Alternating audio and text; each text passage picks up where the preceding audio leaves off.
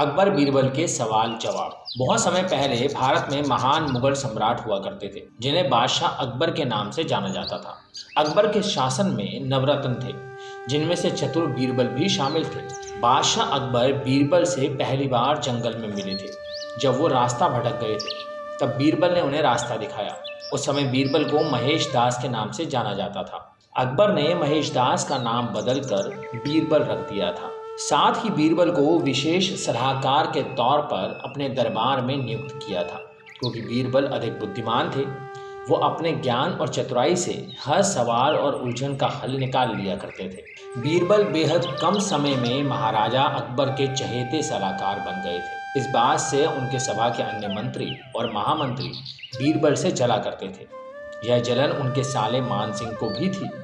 इसलिए एक दिन मान सिंह ने बीरबल की परीक्षा लेनी चाहिए। उन्होंने बीरबल से 3 सवाल पूछने चाहे। महाराज अकबर ने भी बीरबल की परीक्षा लेने की अनुमति दे दी। आसमान में कितने तारे हैं? मान सिंह का ये पहला सवाल था। ये सवाल सुनकर बीरबल से जलने वाले अन्य दरबारियों को खुशी होने लगी। महाराजा अकबर भी सोचने लगे कि क्या बीरबल इसका जवाब दे पाएंगे। बीरबल ने मुस्कुराते हुए कहा, इसका जवाब तो बहुत ही आसान है। और दरबार में एक भेड़ को लाकर कहा, जितने इस भेड़ में बाल हैं उतने ही आसमान में तारे हैं। अगर मान सिंह जी को अभी भी कोई संदेह है तो भेड़ के बाल और आसमान के तारे गिनकर तुलना कर सकते हैं। बीरबल की चतुराई देखकर बादशाह अकबर मुस्कुराए और कहा, क्यों मान सिंह जी, आप गिनकर तुलना करना चाहते हैं? दूसरा सवाल, धरती का केंद्र कहाँ है? मान सिंह का अगला सवाल सुनकर बीरबल ने तुरंत जवाब दिया, जहाँ आप खड़े हैं वहीं धरती का केंद्र है। महाराजा अकबर और अन्य दरबारी बीरबल के जवाब को समझ नहीं पा रहे थे। फिर जहां मान सिंह खड़े थे वहां बीरबल ने एक रेखा खींचकर लोहे की छड़ी गाड़ दी और कहा कि यही धरती का केंद्र है। अगर किसी को भी मेरी बात पर यकीन ना हो तो वो खुद धरती को माप सकता है। बीरबल की चतुराई देखकर मान सिंह सोच में पड़ गए थे। फिर मान सिंह ने एक पहेली को सुलझाने के लिए कहा।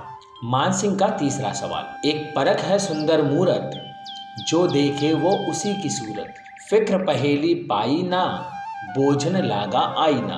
बीरबल पहेली को दोहराते हुए उसके बारे में गौर से सोचने लगे। काफी सोचने के बाद बीरबल कहते हैं, ये तो बहुत ही आसान पहेली है मान सिंह जी।